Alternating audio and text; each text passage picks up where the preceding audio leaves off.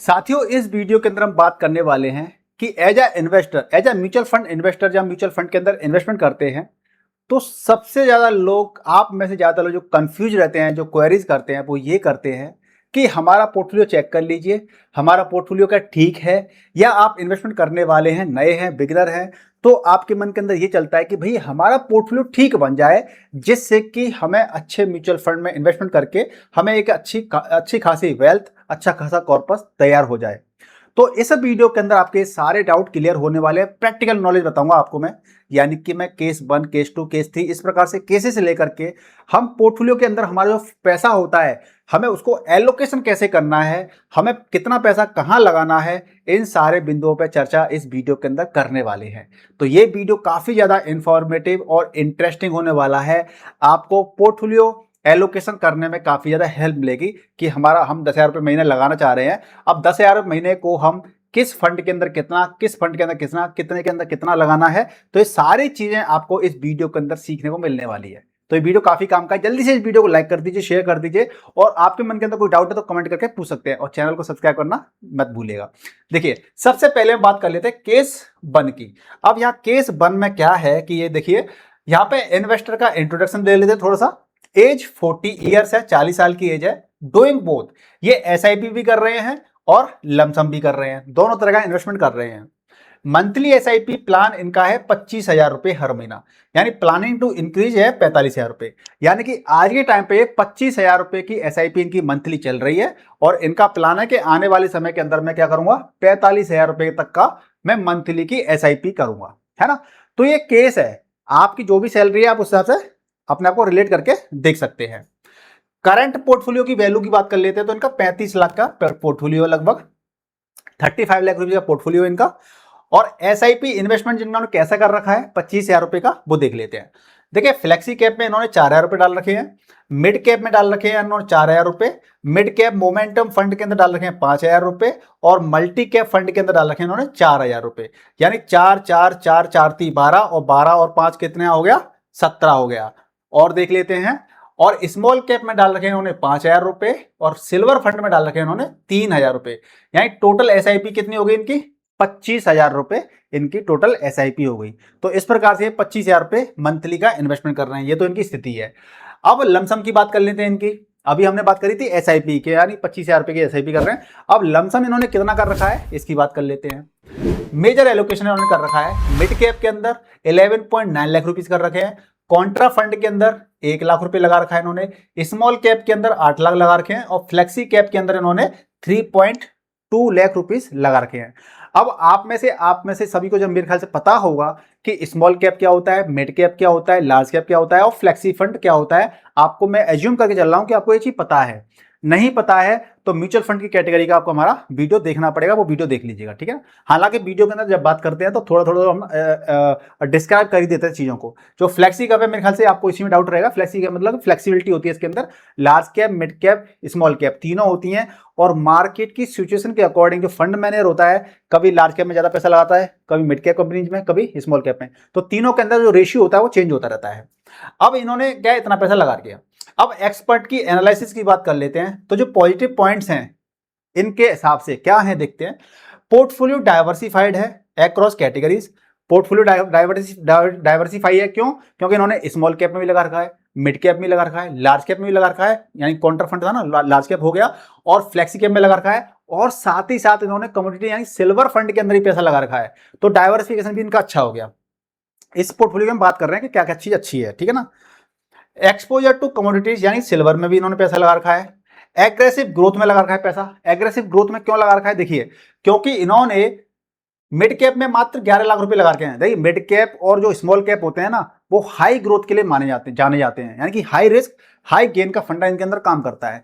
तो इन्होंने mid cap में करीब करीब 12 लाख रुपए लगा रखे हैं, और स्मॉल कैप में 8 लाख लगा रखे हैं। कॉन्ट्रा यानी कि लार्ज कैप में, फ्लेक्सी कैप में 3.2 और 4 करीब करीब 4.25 लाख रुपए लगा रखे हैं। यानी कि इन्होंने स्मॉल कैप, मिड कैप में पोटेंशियल ज्यादा भरकम लगा रखा है, यानी कि एग्रेसिव इन्वेस्टर है, हमें ये देखने को मिल रहा है। और पीछे चलते हैं तो जो इनकी एसआईपी थी ना, वो आप देख सकते हैं कि मिड कैप में देखो 4,000 रुपए यहाँ पर, और आपका यहाँ पे स्मॉल कैप में 5,000 रुपए है। तो ये 9,000 रुपए लगभग लगभग हर महीना ये हाई रिस्क में डाल रहे हैं, तो यानी कि एग्रेसिव इन्वेस्टर्स हैं। तो अब इस एग्रेसिव इन्वेस्टर्स हैं, तो आप भी समझ सकते हैं कि कैसा फंड होता है, तो एग्रेसिव इन्वेस्टर्स का फंड कैसा होता है। अब यहीं पर अगर ये कॉन्ट्रा के अंदर और जो बाकी जो कमोडिटी के अंदर, फ्लेक्सी कैप के अंदर ये पैसा ज्यादा डालते, तो अपने ये एग्रेसिव है ना, इसको ये मीडियम रिस्क टेकर भी बन सकते थे। यहां पर क्या इन्होंने स्मॉल कैप मिड कैप में ज्यादा पैसा लगा रखा है, तो ये एग्रेसिव इन्वेस्टर हैं। क्योंकि एग्रेसिव इन्वेस्टर है तो एग्रेसिव ग्रोथ भी मिलेगी इनको, है ना, क्योंकि जितना रिस्क लेंगे उतना ही रिटर्न मिल सकता है। अब कंसर्न क्या है, इनके पोर्टफोलियो को देख करके हम कंसर्न आइडिया लगा सकते हैं कि over exposure to mid cap and small cap, यानी कि इन्होंने ओवर एक्सपोजर ले रखा है मिड कैप में और स्मॉल कैप में। तो ओवर मिड जो एक्सपोजर लेते हैं, ये भी एक अच्छे म्यूचुअल फंड की निशानी नहीं होती है।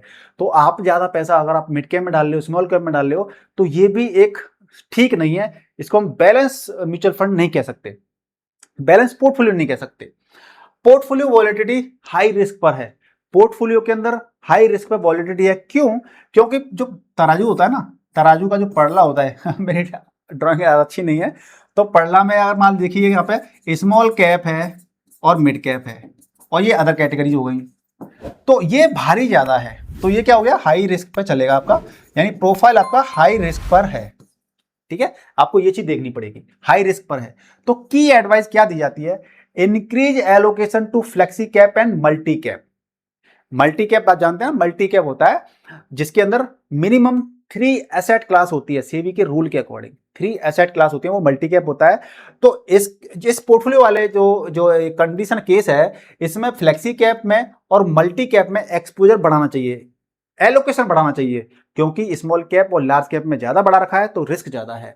सेकंड क्या है, add stability through quality large companies.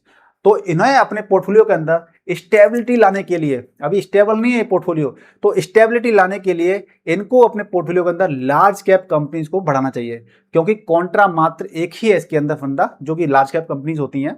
हालांकि वो Contra fund basically large cap company ना कह करके हम उनको कहते हैं अंडर वैल्यूड स्टॉक कहते हैं, अंडर वैल्यूड, जो कि कल को वो ओवर वैल्यूड यानी अच्छी कंपनियां बन सकती हैं। ठीक है ना, तो हमें यहां पर लार्ज कैप की क्वांटिटी को बढ़ाना चाहिए। Avoid over concentration in small caps, जो स्मॉल कैप में कंसंट्रेशन कर रखा है उसको डिक्रीज करना चाहिए। रिड्यूस ओवरलैप, यानी कि सेम स्टॉक यूनिवर्स प्रॉब्लम, जो ओवर जैसे कि स्मॉल कैप है, मिड कैप है, तो कुछ ऐसी कंपनियां होती हैं कि इसमें 40% कंपनियां स्मॉल कैप में इधर भी हैं और वो इधर भी हो सकती हैं, तो हमें ओवरलैपिंग से भी बचना है ना। तो मान लीजिए अगर स्मॉल कैप में, मिड कैप में 40% कंपनियां इधर भी हैं, इधर भी 40% कंपनियां मान लीजिए, तो इसका मतलब ये हो गया कि आप एक तरह से सेम कैटेगरी के म्यूचुअल फंड के अंदर पैसा डाल रहे हो, है ना, तो अलग अलग कैटेगरी नहीं हो पाई, तो ओवरलैपिंग से बचना है हमें। इंपोर्टेंट कॉन्सेप्ट एक्सप्लेन की बात कर लेते हैं, तो स्मॉल कैप यूनिवर्स लिमिटेड 250 कंपनियां। तो भैया आप स्मॉल कैप जो स्मॉल कैप कंपनीज होती हैं उसके अंदर 250 कंपनियां तक आप रख सकते हैं। Too many funds equals to overlapping. तो जब आप स्मॉल कैप ले रहे हैं तो उसके अंदर ऑलरेडी 50-60 कंपनियां तो होती हैं, और ऊपर से आपका मिड कैप भी इसके अंदर आ जाता है, और आपने पैसा ज्यादा डाल रखा है, तो वो आपकी कंपनियां की लिस्ट ज्यादा बढ़ जाती है, और वो फिर आपका ज्यादा फंड लेने से क्या होता है, कंपनी आपकी ओवरलैप करने लग जाती है या ओवरलैपिंग होल्डिंग हो जाती है। ठीक है ना, तो इस चीज से बचना है, क्योंकि जो जैसे स्मॉल कैप है, तो स्मॉल कैप में क्या रहता है, 65% कंपनीज क्या होती हैं, स्मॉल कैप होती हैं, बाकी आपकी लार्ज कैप भी हो सकती है, मिड कैप भी हो सकती हैं। ठीक है, चलिए अब हम बात कर लेते हैं केस 2 की। अब केस 2 पोर्टफोलियो बात कर लेते हैं। अब आप इसमें देखिएगा कि आपका पोर्टफोलियो से मैच करता है कि नहीं करता है, और ये प्रैक्टिकल एग्जांपल लेके हम समझने का प्रयास कर रहे हैं कि हमारा पोर्टफोलियो कैसा होना चाहिए, हम कैसा रख सकते हैं। अभी तक आप लोगों ने वीडियो लाइक नहीं किया तो प्लीज वीडियो लाइक कर दीजिए, ठोक दीजिए जल्दी वीडियो को और कोई भी आपका डाउट रहता है तो कमेंट करके पूछ सकते हैं, और चैनल को सब्सक्राइब करना मत भूलिएगा। अब इन्वेस्टर की डिटेल की बात कर लेते हैं। ये 20,000 रुपए की हर महीने की SIP कर रहे हैं, 2 करोड़ 15 साल के अंदर इनका गोल है, यानी कि 15 साल के अंदर इनको 2 करोड़ चाहिए। फंड एलोकेशन उन्होंने क्या कर रखा है, लार्ज कैप मिड कैप ले रखा है, लार्ज कैप ले रखा है, यानी large and mid cap category होती है ना उसमें ले रखा है, लार्ज कैप भी ले रखा है, फ्लेक्सी कैप ले रखा है, मल्टी कैप ले रखा है, मिड कैप ले रखा है, स्मॉल कैप ले रखा है।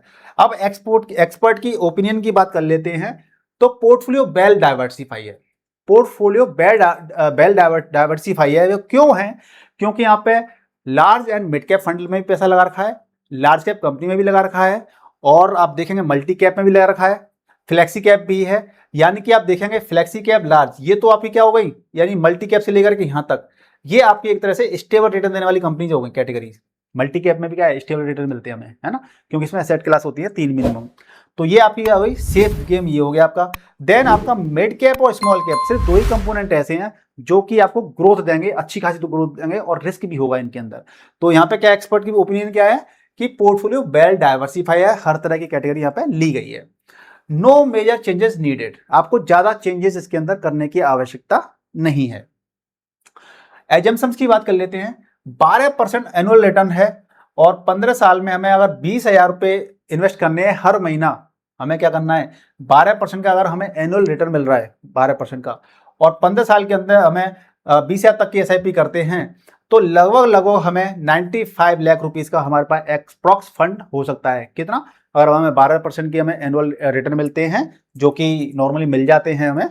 और हाउ टू रीच 2 करोड़, अब 2 करोड़ तक पहुंचना है हमें, तो क्या करना पड़ेगा, हमें स्टेप अप एसआईपी भाई 5 से 10% हमें ईयरली बढ़ानी पड़ेगी। हालांकि इसमें एक और लूप होल है, वो क्या है, जो हमें 12% का रिटर्न मिल रहा है, हमें यहाँ पे एनुअली हम मान के चल रहे थे 12% का रिटर्न मिल रहा है, हम यहाँ पे 3% का एक्स्ट्रा रिटर्न भी बढ़ा सकते हैं। वो कैसे बढ़ा सकते हैं कि थोड़ा सा रीबैलेंसिंग करके, यानी कि जो ये फंड होते हैं ना, बेसिकली फ्लेक्सी कैप है, लार्ज कैप है, मिड कैप है, यहाँ पर 14-15% के रिटर्न बड़े आसानी से मिले हैं पिछले, अगर हम डेटा की बात करें, हिस्टोरिकल डेटा की बात करें पिछले 15-20 साल के, तो हमें 14-15% रिटर्न मिले हैं।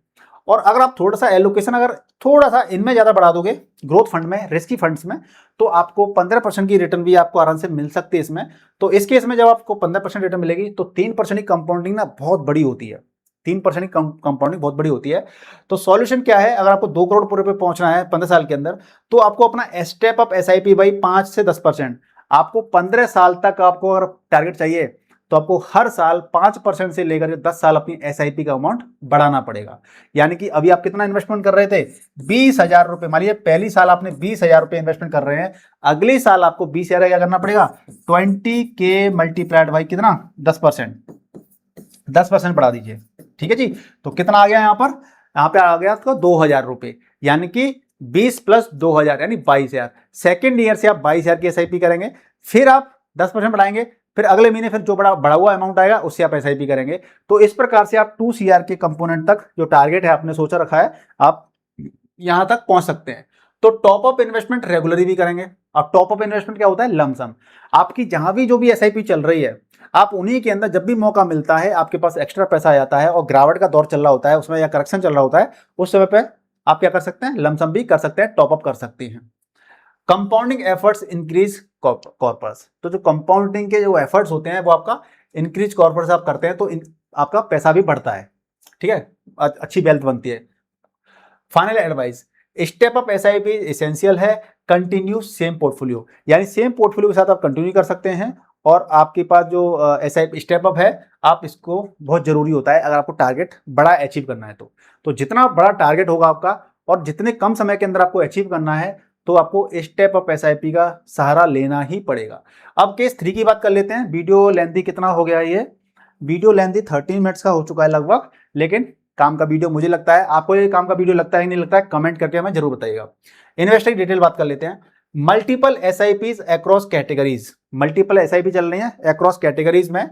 Wants to invest separately in wife's name, पत्नी के नाम से अलग से इन्वेस्टमेंट करना चाहते हैं।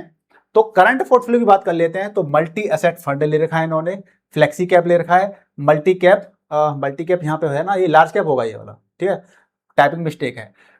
मिड कैप में 2 फंड ले रखे हैं और स्मॉल कैप ले रखा है। एक्सपर्ट की ओपिनियन की बात कर लेते हैं। तो ये पॉजिटिव है, पॉजिटिव चीज क्या क्या है इस फंड के अंदर, कि ये स्टेबल पोर्टफोलियो है। ये आपका जो दिख रहा है ना यहाँ पे मल्टी एसेट, ये वाला, ये आपका लार्ज कैप है, ठीक है ना, लार्ज कैप मैं लिख देता हूं, लार्ज कैप, टाइपिंग मिस्टेक, ठीक है। तो पोर्टफोलियो स्टेबल है, क्यों है, क्योंकि लार्ज कैप भी है, फ्लेक्सी कैप भी है, मल्टी कैप भी है, मिड कैप भी है और स्मॉल कैप है।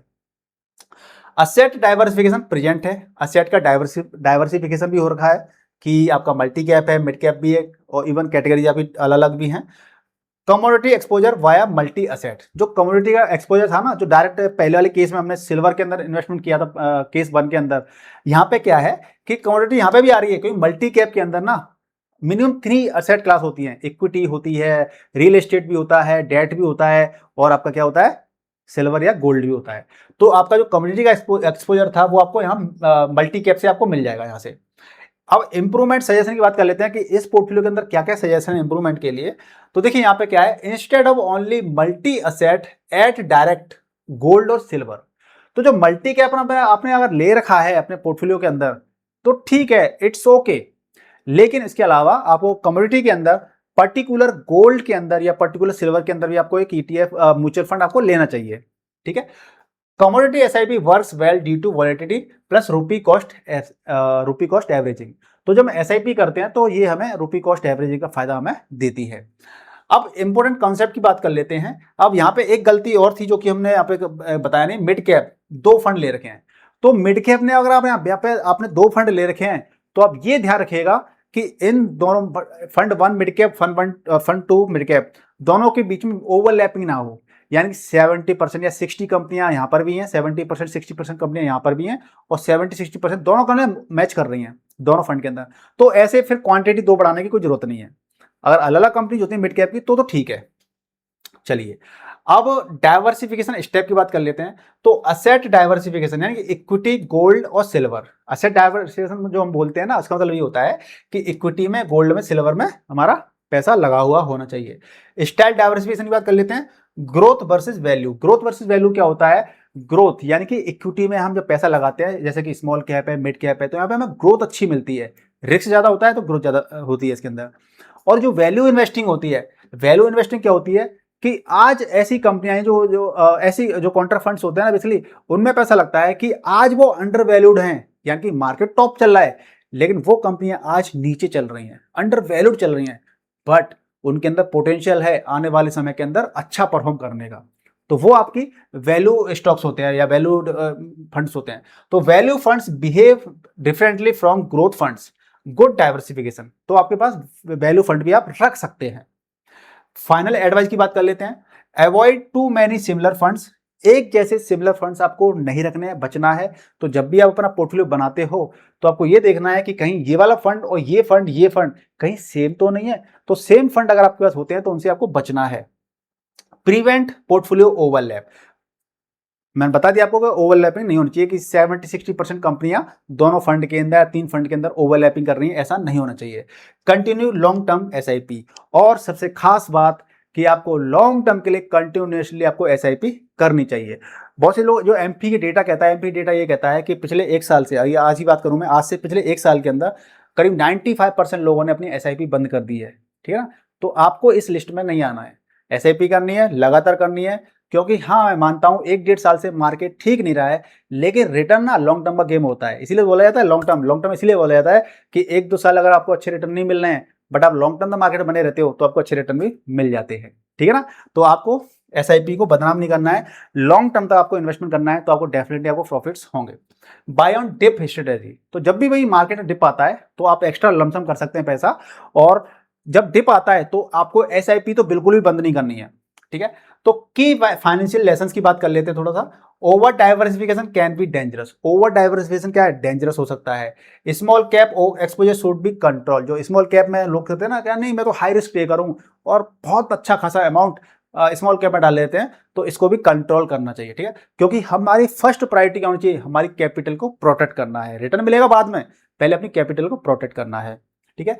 Flexi cap add stability. जो फ्लेक्सी कैप होता है स्टेबिलिटी रखता है, यानी कि large cap, mid cap, small cap, तो इनका बैलेंस बनाता रहता है फंड मैनेजर मार्केट के अकॉर्डिंग। कभी लार्ज कैप में ज्यादा पैसा ऐसे इस तरह से। ठीक है ना? Step up SIP powerful. Step up हमेशा करिए। सेम एसआईपी सालों साल तक चलती रहती है, ऐसा मत कीजिए। एसआईपी के अमाउंट को बढ़ाते जाइए, स्टेप कीजिए। Portfolio overlap reduce diversification benefits. जो पोर्टफोलियो अगर ओवरलैप करता है ना, तो जो डाइवर्सिफिकेशन होता है ना, उसकी ऐसी तैसी हो जाती है, मतलब। ठीक है ना? Asset plus style diversification both important. तो जो असेट मैंने बोला था ना, ग्रोथ वर्सेस वैल्यू बताया था, तो दोनों ही हमारे पोर्टफोलियो के अंदर उसकी झलक दिखनी चाहिए। Commodity SIP can improve portfolio balance. तो कमोडिटी के अंदर जैसे गोल्ड और सिल्वर के अंदर इन्वेस्टमेंट करते हैं ना, तो हमारा उससे पोर्टफोलियो बैलेंस रहता है, डाइवर्सिफाई रहता है, प्लस बैलेंस भी रहता है। Long term discipline is the biggest factor. तो एक बंदा 1000 रुपए महीने की एसआईपी कर रहा है लगातार 30 साल तक, और एक बंदा 5000 रुपए की एसआईपी कर रहा है हर महीने मात्र 10 साल तक, तो विनर कौन होगा? विनर होगा जिसने लगातार लंबे समय तक, भले उसका अमाउंट छोटा है, आप खुद एसआईपी कैलकुलेटर ओपन करके देख लीजिए और खुद कैलकुलेशन करके देख लेना कैपिटल किसकी ज्यादा बन रही है। तो जो टॉर्टोइज होता है ना, धीरे धीरे चलता है लेकिन लंबे समय तक चलता है, काफी दूर तक चलता है, वो जीत जाता है। ठीक है ना। चलिए, तो साथियों मुझे लगता है कि वीडियो शायद अच्छा लगा आप लोगों को, और बाकी में अच्छा वीडियो है कि नहीं, इन्फॉर्मेटिव वीडियो था या नहीं, आप मुझे कमेंट करके बताइएगा। आपके भी कोई डाउट रहते हैं पोर्टफोलियो से रिलेटेड तो आप मुझे पूछ सकते हैं। और वीडियो को लाइक कीजिए, शेयर कीजिए, चैनल पर नए हैं तो चैनल को सब्सक्राइब जरूर कीजिएगा, क्योंकि आपको हम इस चैनल पर बताते हैं काफ़ी इन्फॉर्मेटिव जानकारियाँ जो कि आपको फाइनेंशियल डिसीजन लेने में हेल्प करती हैं। मिलते हैं नेक्स्ट वीडियो में, तब तक अपना स्वस्थ रहिएगा, मस्त रहिएगा, एंजॉय कीजिएगा। Happy investing. जय हिंद।